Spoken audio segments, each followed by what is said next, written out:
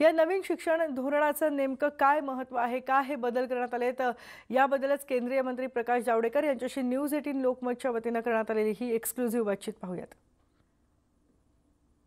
केंद्रीय मंत्रिमंडळाने आज नवीन शिक्षण धोरणाला मंजुरी दिली आहे. माझ्यासोबत आहेत केंद्रीय मंत्री प्रकाश जावडेकर, जे पर्यावरण मंत्री. यापूर्वी ते मनुष्यबळ विकास मंत्री होते. आजपासून त्याचं नाव देखील बदललं त्या मंत्रालयाचं, ते शिक्षण मंत्रालयाचं. सर, आपलं स्वागत आहे. 10वी आणि 12वीचा फॉर्म्युला का बदलत आहात आपण? 10वी-12वीचा फॉर्म्युला नाही बदलत आहे. वर्ष 12च आहेत, पण 12 वर्षामध्ये आता तिसऱ्या वर्षापासून काही सुरुवात आहे शिक्षणाचे. म्हणजे अंगणवाड्या या बालवाड्या होतील आणि बालवाड्यांचा सगळा अभ्यासक्रम एक नीट होईल. आणि अभ्यासक्रम नीट झाल्यावर 3 ते 8व्या वर्षी त्या मुलाची कॉग्निटिव्ह स्किल्स कशी डेव्हलप होतील हे पाहिलं जाईल. नंतर 3री ते 5वी त्याला विषय प्रवेश होईल, भाषा चांगली शिकेल. आणि त्याचबरोबर 6वी ते 8वी यात त्याचा विषय खऱ्या अर्थाने निर्णय विषय त्याला याच्यात येतील अभ्यासात. आणि 9वी, 10वी, 11वी, 12वी यामध्ये ते आणखी पुढे विशेष ज्ञान मिळवतील. आणि आता खूप विषयांचा चॉईस देण्यात येणार आहे. त्यामुळे हे सगळं आत्तापर्यंत शिक्षण, जसं मी म्हटलं की काही जण केवळ रोजगारमुखी शिक्षणाची गोष्ट करायची, काही जण केवळ ज्ञान देणाऱ्या शिक्षणाची गोष्ट.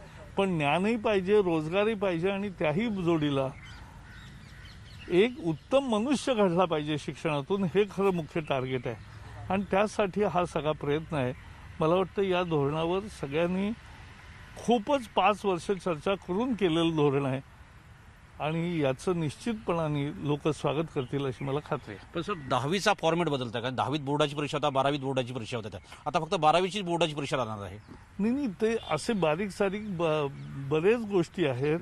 कारण त्याच्यामध्ये परीक्षा तर आम्ही नो डिटेन्शन पॉलिसी राज्यांना सांगितलं आहे की त्यांना अधिकार दिला आहे. त्यामुळे ज्यांना परीक्षा घ्यायच्या नाही त्यांनी डिटेन करायचं आहे ते 9वी पासून परीक्षा घेऊ शकतात. त्यामुळे बोर्ड परीक्षा गेल्या असं म्हणणं योग्य नाही.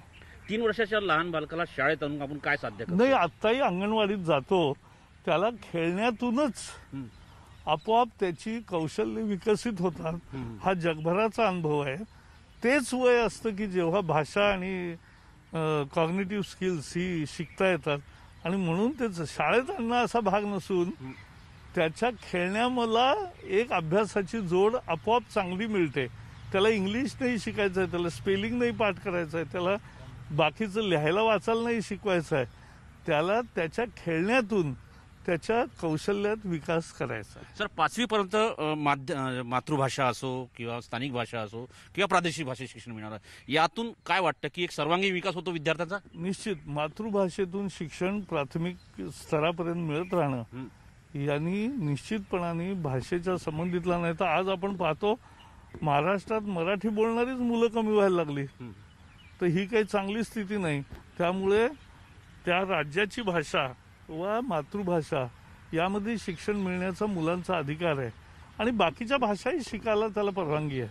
त्यामुळे कुठलीही भाषा लादणार नाही आणि कुठलीही भाषा नाकारणार नाही, हे या धोरणाचं वैशिष्ट्य आहे. महत्वाचं म्हणजे सर, लहान मुलांना धड पेन्सिली पकडता येत नाही, अशा वेळी पेन्सिल पकडायला लावतोय.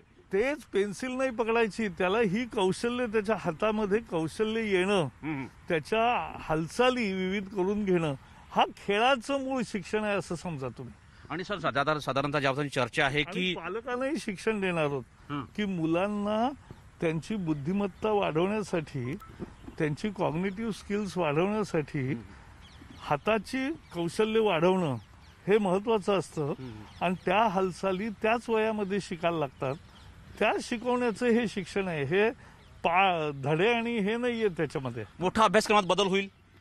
नाही, अभ्यासक्रमामध्ये योग्य बदल होईल की ज्यांनी उत्तम मनुष्य निर्माण होण्याचाही मूळ मुद्दा राहील आणि ज्ञान सुद्धा चांगल्या पद्धतीने लर्निंग आउटकमच्या आधारावर देण्यात येईल, हा त्यातला बदल आहे. आणि सर अजून ज्या पद्धतीने जसं चर्चा आहे की यासोबत वेगवेगळे विषय घेणार आहे, जसं इंग्रजीसोबत तुम्हाला म्युझिक घेता येईल. यापूर्वी जो सध्या अभ्यासक्रम आहे यात असं नाही आहे की तुम्हाला फॅशन डिझाईन इंग्लिशसोबत घेता येत नाही. सायन्स असं आहे, सायन्स आर्ट्स कॉमर्स म्हणजे आपल्याकडे चिरेबंदी या झाल्या होत्या. तसं नाही, तुम्हाला नवे नवे विषय एकमेकांमध्ये मल्टीडिसिप्लिनरी विषय घेता येतील, हेच तर नवी प्रगती आहे. आणि मला वाटतं हे धोरण सगळ्यांनी वाचावं आणि निश्चित त्याचं स्वागत करतील असं मला वाटतं. धोरण केव्हावर लागू होईल? थँक्यू. धोरण केव्हावर लागू होईल? धोरण त्या वर्षामध्ये लगेच सुरूच होईल. म्हणजे आता अकॅडमिक वर्ष सुरू होईल तेव्हा काही भाग सुरूच होईल. धन्यवाद. हे होते प्रकाश जावडेकर यांनी स्पष्ट सांगितलं आहे की शैक्षणिक धोरण जे आहे ते यावर्षीपासून बदल होत जाईल आणि नवीन लागू होईल. आणि महत्त्वाचं म्हणजे जर बघितलं, लहान मुलांच्या हातात आम्ही पेन्सिल देत नाही पण त्याला मनोरंजनातून शिक्षण देतो, त्यांनी स्पष्ट केलं. नवी दिल्लीहून व्हिडिओ जर्नलिस्ट टोजीसह प्रशांत रामदास, न्यूज 18 लोकमत.